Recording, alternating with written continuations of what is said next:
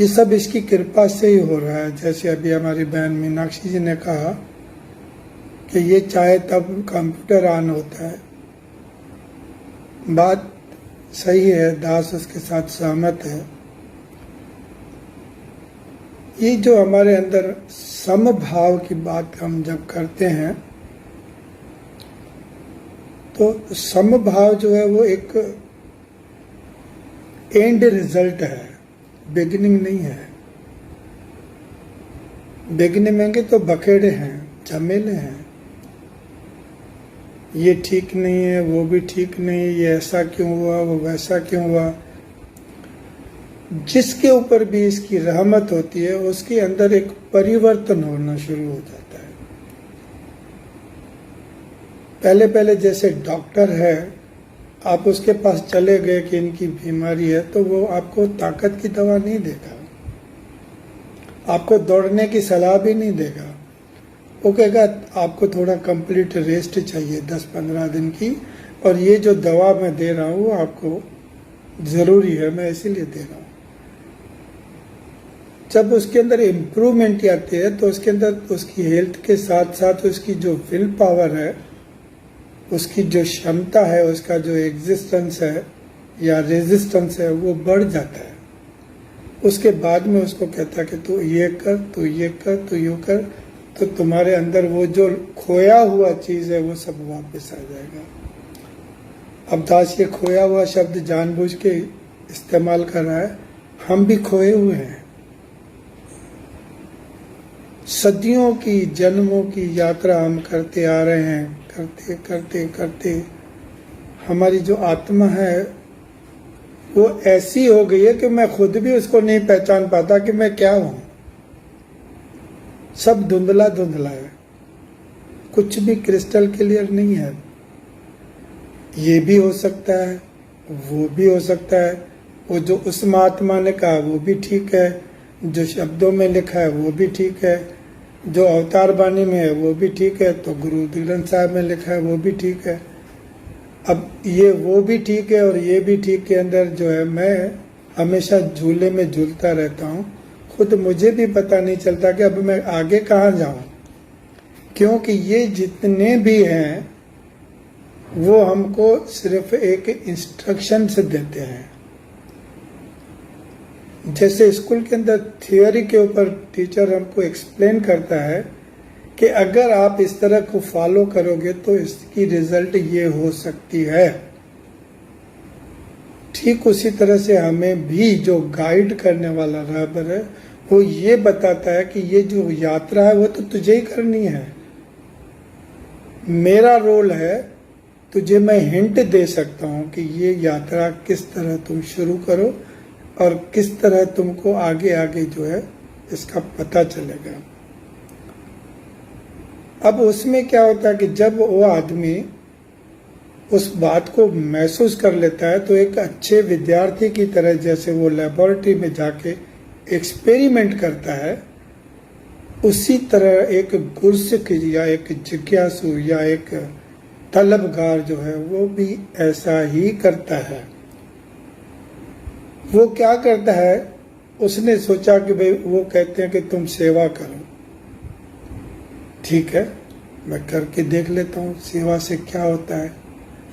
अब इसने सेवा की, पसीना बहाया खूब इसको जो है, लेकिन उसके अंदर जब एंड रिजल्ट आए कि अरे कमाल है, मुझे तो थकान ही नहीं हुई, अरे वाह ये कैसी बात है कि 8 घंटे चले गए मुझे पता तक नहीं चला, अरे वाह कितने महापुरुषों के चेहरे जो थे खिल उठे थे, कितना आनंद आ रहा था, कितनी रौनक लगी हुई थी, कमाल है, सेवा से ये सब भी होता है।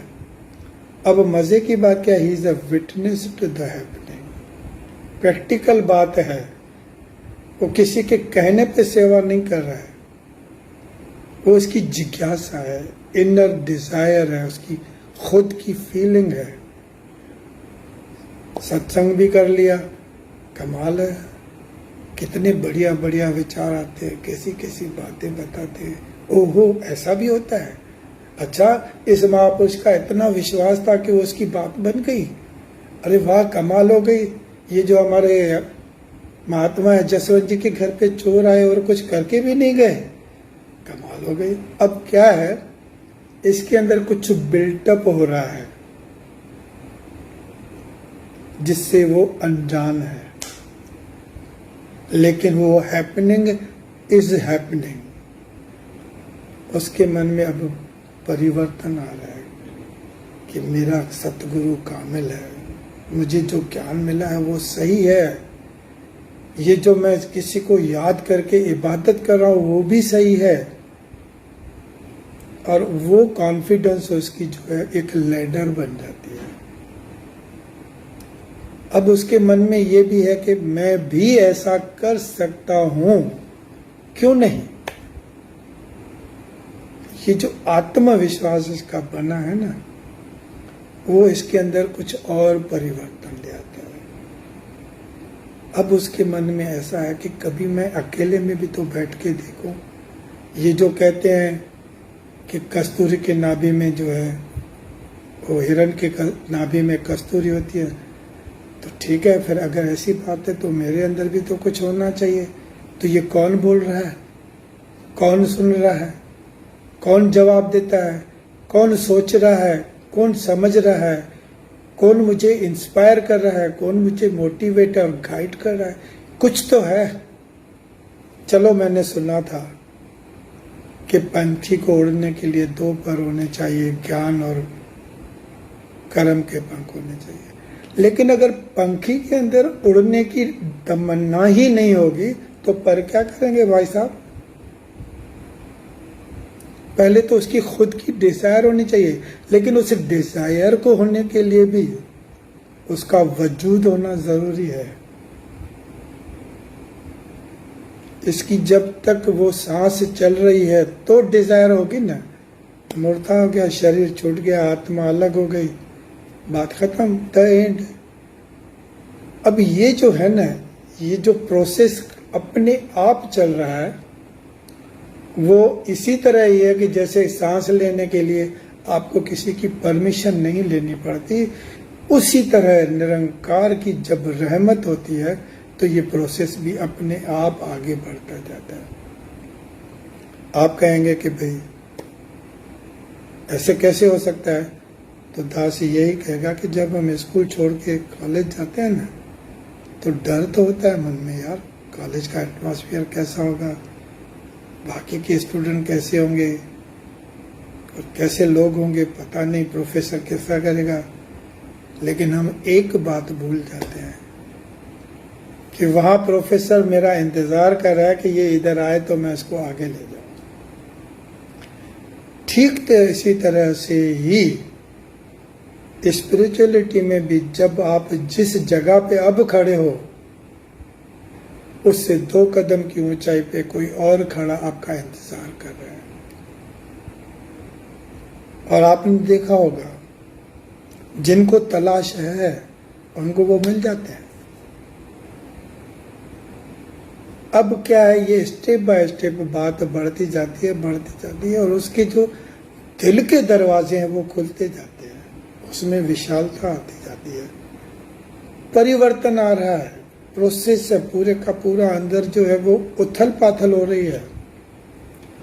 अब वो ज्ञान अपना काम खुद कर रहा है। पहले जो था इसकी शंकाएं दूर हुई, विश्वास बढ़ा, अब उस विश्वास ने इसको टेका दिया, अब ये रब के करीब होना चाहता है। अब रब के करीब जाने के लिए भी उसके मन में हजारों विचार हैं, ये कैसा होगा मेरा यार, कैसा होगा मेरा महबूब, ये तो इतना विशाल है, इतना विराट है, इतने लख आकाश आकाश लख पाताल पाताल ओड़क ओड़क बाल तकी वेद का निटवार। ऐसे विराट के सामने मैं क्या हूं, मैं तो चींटी भी नहीं हूं, एक डॉट के बराबर भी नहीं हूं, तो मैं इसको कैसे मिलूंगा। एक आदमी सोच भी ले अगर कि चलो मैं सूरज के पास चला जाऊंगा, तो कैसे जाएगा, जिसके किरण के हिसाब से भी उसके अंदर जो है वो गर्मी बर्दाश्त नहीं होती, तो सूरज को मिलना तो अलग बात हो जाती है। लेकिन जो यहाँ पर एक तसल्ली की बात है, जैसे प्रहलाद की बात करते हैं ना हम लोग, कि भाई उसके अंदर जब उसको थंब के वो गले लगाने को बोला कि उसने देखा चींटी चल रही है, ठीक उसी तरह से हमारे सामने चांद आ जाता है। जिसके पास कुछ नहीं है वो सूरज से उधार की रोशनी लेता है और अंदर के अंदर ऐसा प्रोसेस चलता है कि वो शीतलता में बदल जाती है। आप जमीन के चांद हो महाराज, याद रखो ये बात। आपके अंदर वो क्षमता है, वो कैपेसिटी है उस हीट को एब्सॉर्ब करके लोगों तक चांद की शीतलता पहुंचा सको। अगर किसी को याद हो, जो कम से कम मेरा तो वो फेवरेट गीत है कि सूरज रे तू जलते रहना, जगत भर की रोशनी के लिए करोड़ों लोग पृथ्वी के भटकते हैं, जब तक घर घर है न हो उजियारा, समझ ले तेरा काम है अधूरा। संत का जीवन ही ऐसा होता है, उसकी टोटल जिंदगी समर्पित है किसी और के लिए। He is the part of the nature. Nature जो है वो सिर्फ देना जानती है, लेना नहीं जानती। संत देना चाहता है, लेना नहीं चाहता। पेड़ हो, पौधे हो, हवा हो, किसी भी चीज को आप देख लो, आपको लगेगा कि उन्होंने कभी आपसे न रिवॉर्ड मांगा न अवार्ड मांगा। अब हैरानी की बात क्या है? हैरानी की बात यह है कि एक बहुत अच्छे से अच्छा साज भी हो ना हमारे सामने, तो उसके तार को जब तक फनकार छेड़ेगा नहीं तब तक उसकी मधुर आवाज बाहर नहीं आती है। वो फनकार आप हो। आपको ये तार छेड़नी है कि ये कैसा है मेरा यार।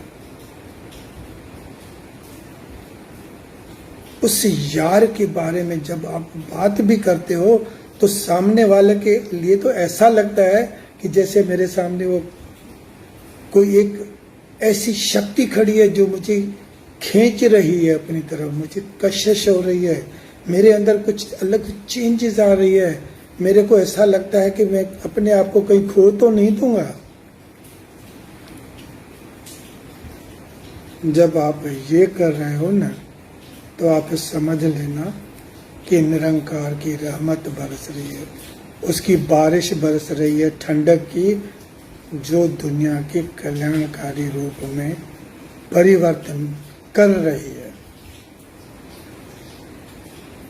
उस वक्त अब आपके भाव कैसे होते हैं? आपके भाव क्यों बदल जाते हैं? क्योंकि अब ये बात है, लैला को मालूम है ये मजनू नहीं, लेकिन ये मजनू का यार है, मजनू को चाहने वाला है, उसको चाहने वाला है जिसको मैं चाहती हूं। ठीक उसी तरह जिसके अंदर ये जोत एक बार जगमगाती है, उसको यही लगता है कि ये मेरे यार का यार है, इसे बनाने वाला मेरा रब है, इसे गुनगुनाने वाला, उसके मुस्कुराते हुए चेहरे के अंदर कुछ और नहीं, मेरा यार बैठा है। अब वो उससे नफरत करे भी तो कैसे? क्योंकि प्यार की जो भाषा है ना, वो अल्फाबेट से नहीं बनी है। ये धड़कने हैं, धड़कने, दिल की धड़कने हैं जो गूंजती है। और ये गूंज में एक ही बात है, वहां अक्ल से काम नहीं चलता, नकल से भी काम नहीं चलता, चतुराई से भी काम नहीं चलता। जिसके अंदर चाहत होती है उसको राहत मिल जाती है। ये कमाल की बात है। ये जो परिवर्तन है समभाव का, वो इसी तरह आता है। हमारे यहाँ पे अभी देखिए, दास को कुछ अलग विचार हैं, दास के शायद। जब आप किसी भी महापुरुष से ये कहते हो ना कि मेरे गुरु ने तो मुझे बहुत कुछ दिया है, लेकिन मेरी झोली अभी तक भरी नहीं, दास आपसे एक ही बात कहेगा, गुरु ने बाकी अपने पास रखा भी क्या है महाराज? और आप झोली लेके जाते क्यों हो? या तुम गुरु में समा जाओ या गुरु को दिल में समा लो। सीधी बात है, बिल्कुल। अर्थमेटिक का एक बहुत अच्छा नियम है, आपको जो है उसके स्टेप्स आने चाहिए। फिर आपको मल्टीपल का क्विज है या प्लस का है या माइनस का है या डिवाइड करना है या इनटू करना है, doesn't make any difference to you. You are least concern, you have the answer for everything. बिल्कुल उसी तरह से जिस दिन आपकी तार ऐसे निरंकार से जुड़ती है तो आपको सिग्नल मिलने शुरू हो जाते हैं। वो मजाक की बात है, लेकिन दास आपको कह देगा अच्छी तरह। एक बार क्या हुआ, एक बंदर जो है ना आया, उसने देखा शेर सो रहा है, उसने आके शेर का कान मरोड़ दिया। शेर उठा, तुझे अक्ल नहीं है, समझ नहीं पड़ती, पता है तेरे को मैं कौन हूँ? कहता है हाँ जी मुझे मालूम है, आप शेर हो। मैं अकेला अकेला बोर हो रहा था, सोचा कि मैं आपके पास आ जाऊं, भले आप मुझे खा जाओ, कुछ फर्क नहीं पड़ता। शेर ने इधर उधर देखा, बोलता देख कोई और तो नहीं देख रहा है ना? कहता नहीं। कहता यार मेरे को भी मजा आ रहा है, तूने मेरा कान पकड़ा, एक बार और पकड़ ले।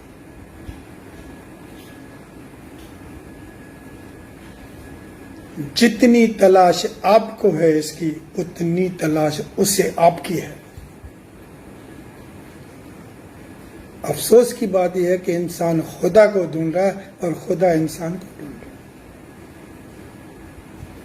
कहता है तू जाग, उठ जाग मुसाफिर भोर भई, अब रैन कहाँ जो सोवत है। अब सोने का टाइम चला गया, बहुत जन्म तो सो लिए ना, अब क्या करना है?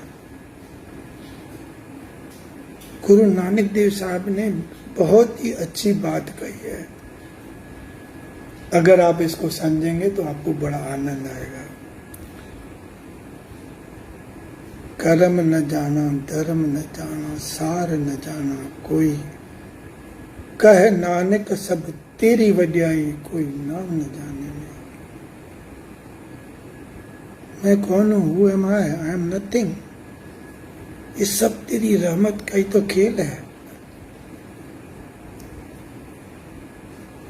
क्योंकि हिसाब जो है वो पैसे का भी होता है, पाई पाई का भी, बख्शिश का कोई भी हिसाब नहीं होती, वो बेहिसाब होती है।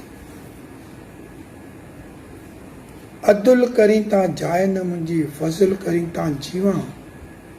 ये तेरा फजल है कि मैं अभी तक सलामत हूं।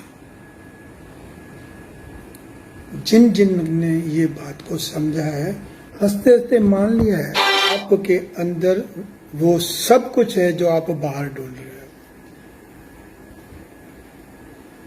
अगर वो 100% बाहर है तो 100% अंदर भी है, लेकिन उसके देखने के लिए आपकी आत्मा की जो नजर है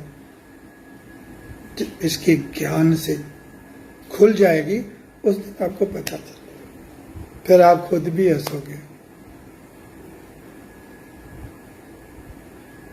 शिव जी का एक रूप है जिसको अर्धनारीश्वर कहा जाता है, स्त्री और पुरुष दोनों उसी के रूप में होते हैं।